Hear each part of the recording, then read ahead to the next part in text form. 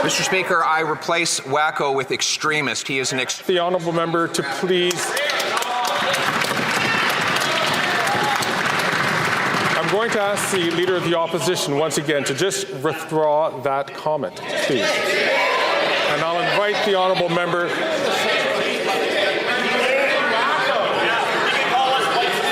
I'm going to ask the honourable Leader of the Opposition to please withdraw that comment and simply withdraw that comment. I'll replace it with radical Baptist policy. I am not asking to replace. I'm asking the honourable member to just simply withdraw.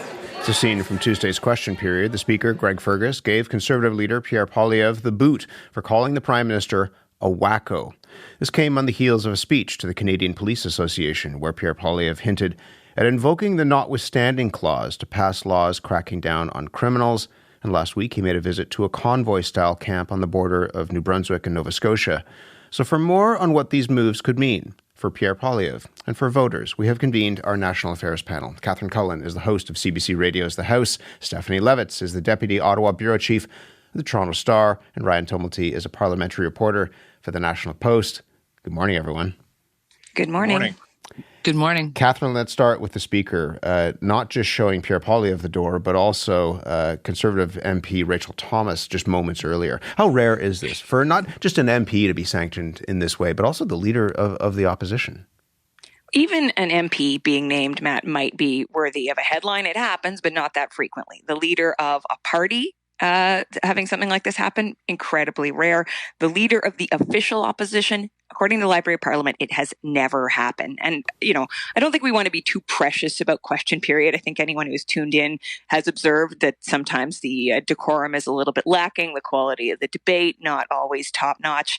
But things really got pretty rough the other day. And it wasn't just those comments by Pierre Poilievre. It really, from about the second question of the day, the tension was turned up. Poilievre was asking Trudeau about drug decriminalization. Trudeau sort of tried to turn things around and ask Poilievre to condemn extremists, white nationalists tied to that stop that he did make at that anti-carbon tax gathering. And you could see that really set Poilievre off, right? That's when he starts talking about the Prime Minister spending half his life as a practicing racist, dressing up in hideous racist costumes so many times he can't remember. Trudeau says Poilievre is practicing shameful, spineless leadership. And then this engagement about whether the Prime Minister's policies, as Mr. Poilievre said, not just the policies are wacko, but the Prime Minister himself. Ryan, Pierre Poilievre leaves the House of Commons and almost immediately a fundraising email goes out to his supporters saying that he's being silenced. When you take a look at what unfolded, what sort of political points does this score with his supporters? I think for his supporters, this is proof that the system is bent against them, that everything has to change. The kind of Pierre Poilievre isn't asking for a win in the next election. He is asking for a landslide in the next election because he wants to overhaul everything, right? He wants to, as we're going to talk about later, he's going to want to push back on judges who may call his policies unconstitutional. He's going to want to push back definitely on the media. We know that, right? And so I think something like this, I don't think Pierre Poilievre planned this, but I don't think he's sad that it happened either, because it does lean into that idea that it is Pierre Poilievre and the Conservatives against the world trying to make Canada better. Stephanie, it's interesting because yesterday there was a very different tone in the House of Commons, a bit like the morning after things get a bit rowdy one night. What do you make of that, and what do you make of what unfolded? The tone, it must be said, the tone yesterday was almost akin to a mausoleum. I don't think the House of Commons has been that quiet in a question period, possibly since the cameras got turned on in that place. Maybe before it used to be like that, but not since.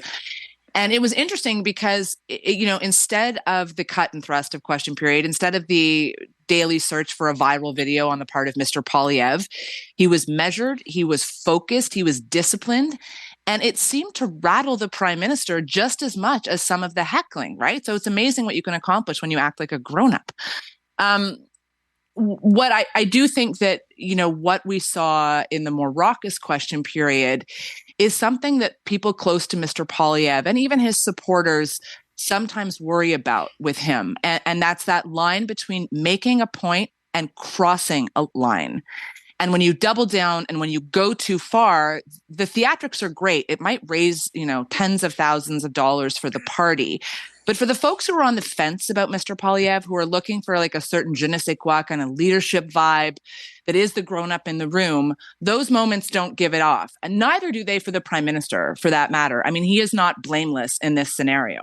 Mr. Poilievre just was the one who insulted him directly as opposed to insulting policies. Insulting policies, no problem. Insulting directly, problem. So the PM could have easily been the guy who crossed the line. Ryan, does it matter that, or is it significant that those around Mr. Poilievre? Go ahead. Oh, no, sorry. I was just going to say, Ryan, is it significant that the issue that ostensibly set this off was the issue of drug decriminalization in British Columbia, and what's happened there with the provincial government pulling back a little bit on decriminalization and looking for some cover and some support from the federal government? Does it matter that it's this issue in particular? Well, I think sort of two things here. I think this is an issue which the Conservatives definitely feel passionately about. This isn't them putting on airs. They deeply believe that this policy that the government has pursued of allowing safe supply, for example, or safer supply, of allowing decriminalization in BC is a deeply flawed policy that is driving deaths. I will say that it yesterday, with that solemn, quiet tone and question period, when you are talking about people who are dying at the rate of six people a day die in Canada from opioids, doing it in a calm and somber tone seems much better than doing it in a tone where you end up calling somebody a wacko. I think that issue definitely drives people's passions. Clearly on the Conservative bench it does. And I think doing it in the tone that they did yesterday is probably, more fitting of the issue. Catherine, as you mentioned, and as Stephanie was hinting at, the Prime Minister Justin Trudeau described Pierre Poilievre as demonstrating shameful and spineless leadership. The Speaker did not boot the Prime Minister for that comment, although he did warn him. How much tolerance do you think voters have for that tone and that level of discourse that we're seeing in Parliament? I think the fact that yesterday was such a sedate day suggests that both leaders understand that that is not what Canadians are looking for. And, they did really manage to get under each other's skin on Tuesday. I think, sort of setting each other off with some of the things that perhaps the other is most sort of incensed about. Pierre Poilievre feeling that the Prime Minister is a hypocrite and an extremist. And Justin Trudeau, there's so much discussion about why is he choosing to continue this fight when the poll numbers are low. I think it's important to be said, right in the seat of his soul, Justin Trudeau really does look at things like Pierre Poilievre stopping at that anti-carbon tax protest and say, this is a guy, in his view, who flirts with extremists, and that is, why he's taking this country in a dangerous direction. That said, pardon me, that level of discourse, I think it's clear they both understand that this is not what Canadians want day in and day out from their leaders. They were better behaved yesterday. I do think that we could find ourselves here again. It doesn't necessarily bode terribly well for the next election when tempers are really passions are particularly high. It's interesting, Steph, that yesterday we saw a Liberal MP, Pam Damoff, saying that she's not going to run in the next federal election. She says the current tone of politics is being driven by a need for social media likes, a change in how politicians interact with the public. And she said the tenor of the political discourse has deteriorated significantly. She worries about her own public safety as well. What do you make of that? For one, talk about timing, right? It's not as though MP Damoff's decision was made as a result of what happened in the House of Commons. It was some time coming, but what better a way to sort of juxtapose, what's going on? I think a lot of MPs are feeling very unsettled right now about the political climate.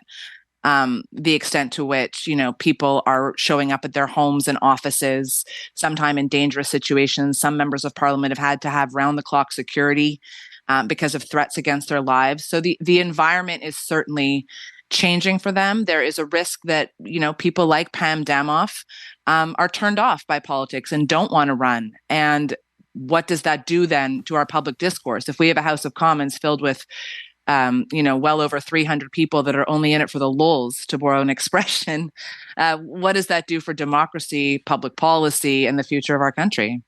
I mentioned earlier that Pierre Poilievre gave a speech on Monday. It's been getting all sorts of attention. Here's a bit of that speech. Multiple murderers will stay in maximum security, and by the way, they will have consecutive, not concurrent sentences. Multiple murderers will only ever come out of jail in a box. Stephanie, start us off here on this issue. Walk us through what exactly Pierre Poilievre is hinting at and how realistic something like that is. I mean, what is he doing in that speech? So what he's doing is putting another line into his tough on crime agenda by rehashing something that he promised during the 2022 leadership race, which is effectively to use the notwithstanding clause to change the sentencing regimes for multiple murderers. And this is significant insofar as it would basically erode the rights of an accused killer or someone who's convicted of multiple murders, and raising a lot of questions, I think, in people's minds about, okay, well, if he's going to use, this sort of political third rail in the Constitution on this, what else might he want to use it for? Brian, are we learning more about what Pierre Poilievre, for much of his time as leader, that's what an opposition leader does, is criticize what the government is doing. But are we learning more about what he might do as Prime Minister? Yeah, I think we're starting to see a window into that. He's been talking to more groups. I think he quite rightly feels much more confident in his position. When you have a 21-point lead in the polls, it's easier to go out there and tell Canada what you're going to do. And I think he's going to become under more and more pressure the closer we get to an election to do that. It is the job of an opposition leader to oppose and to say what the government is doing wrong. But he is a prime minister in waiting now. That's the move that he is moving into. And so he's got to start saying what he would do, not just what he wouldn't do. Catherine, Conservatives will often talk about being tougher on crime than their opponents. How do you think Pierre Poilievre using that messaging to help garner support? Is it going to stick, do you think? Well, it's interesting because that speech that he gave, Matt, it's not just the idea that he would use the notwithstanding clause in this one particular instance, but he seemed to be suggesting the Canadian Police Association. And, he didn't actually even say the phrase notwithstanding clause. So we are doing a bit of reading in here. That he might be ready to use it multiple times. And so, in fact, I was part of a group of journalists that went to go see him at a speech the next day to say, listen, what are we really talking about here? How widespread is this use going to be? And more than that, what does it tell us about your view of the courts? A federal government has never invoked the notwithstanding clause. I think these are really interesting questions about how Pierre Poilievre is going to attack all of this, what his bigger vision is for justice. He didn't really want to engage too much on sort of what the bigger vision is and how big he wants to go. He did talk very specifically about that idea of concurrent versus consecutive sentencing. So, you're not going to come out of jail unless it's in a box if you're a multiple murderer. He used the phrase "my laws" as well, did he not? Well, I asked him, what does this say? Because he was sort of saying Justin Trudeau's comfortable with this. And I said, well, sir, it's the courts that decided this about consecutive versus concurrent sentencing. What does it say about your view of the courts? And he said, it says that my view is that I will decide in my platform. So watch this space. I will say the Conservatives are making a gamble here that, the average Canadian probably doesn't even know what the notwithstanding clause is, but they know that somebody who commits a truly odious crime, ought to receive ought to receive very severe punishment for it. And I think they're betting that Canadians will more viscerally feel their anger towards those crimes. And we should say, they're also talking about changes to bail. So this isn't just people who are convicted criminals, but also people who are accused. That Canadians are going to be more concerned about the crime than they are about, the sort of constitutional specifics here. But it's clear that there is going to be some pushback if they do choose to go down that road. The events of this week followed, as we mentioned, videos that were shared last week of Pierre Poilievre at a roadside encampment in the Maritimes, talking with protesters. They're protesting the carbon tax, among other issues. Here's a little bit of that. So I'm the guy who's going to axe the tax. Well, let's hope so. Well, don't hope so. Make it so. That's why we're here. I know you are. Mm-hmm. Everyone's happy with what you're doing. Really? Fighting against That's awesome to hear. Tax. Everyone hates the tax. Yeah. Because everyone's been screwed over, right? People believed his lies. Everything he said was bullshit. Speaking of strong language, Ryan, what's the political gain in this? He called it an unplanned pit stop, but he didn't have to stop. What do you make of that? I think he looks for people that he views as his supporters. I think he likes being around supporters. He doesn't wade into a lot of crowds that dislike him. And he's not that's not unusual as a politician. I think, once he sees a few F Trudeau flags, he's pretty sure he's going to be going to a receptive crowd. And I think the other part of, Pierre Poilievre's success in the last year has, he's taken a lot of votes away from the Liberals.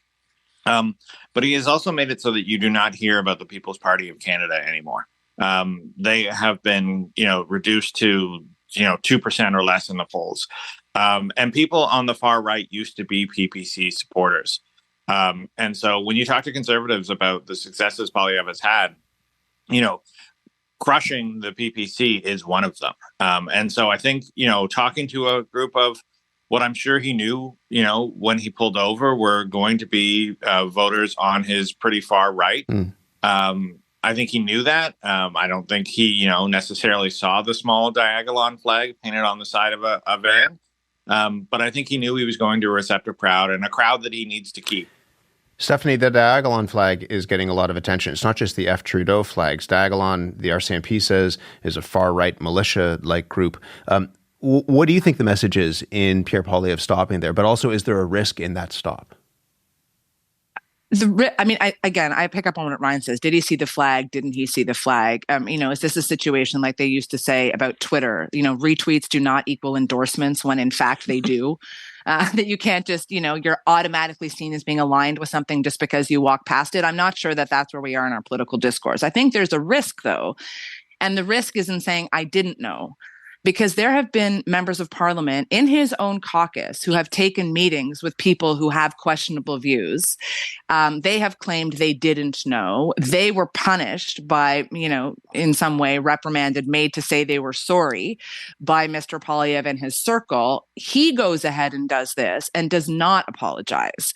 And I bring that up only because, Mr. Poilievre is riding so high in the polls right now that there are two possible things that could happen. He gets even more disciplined, and so does caucus, or they all get cocky and they lose it. They don't want that cocky part. They need the discipline part. And so if the boss is the guy sort of making these questionable stops that sort of re-raise this issue as the Liberals do, oh, you're just a bunch of crazy white extremists, the members of the caucus are like, well, how come he doesn't have to apologize and I had to apologize? I don't understand. The fish rots from the head, Matt. Mr. Poilievre is at the head. The party doesn't have room for rot. Catherine, what have we learned just finally in the last couple of minutes that we have? What have we learned, do you think, about the Conservatives, the leader of the opposition, and what they may or may not be steering toward as we may get closer in the next few months to an election?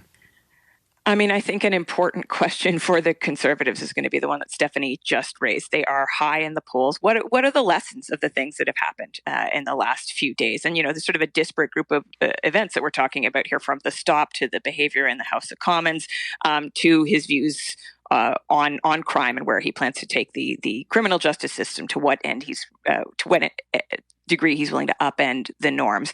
What lessons can you tease out of all of this? Right now, it looks like his poll numbers are only going up and that there hasn't been a negative effect to this. At the same time, I think that stop, Stephanie talks about Pierre Poilievre and discipline.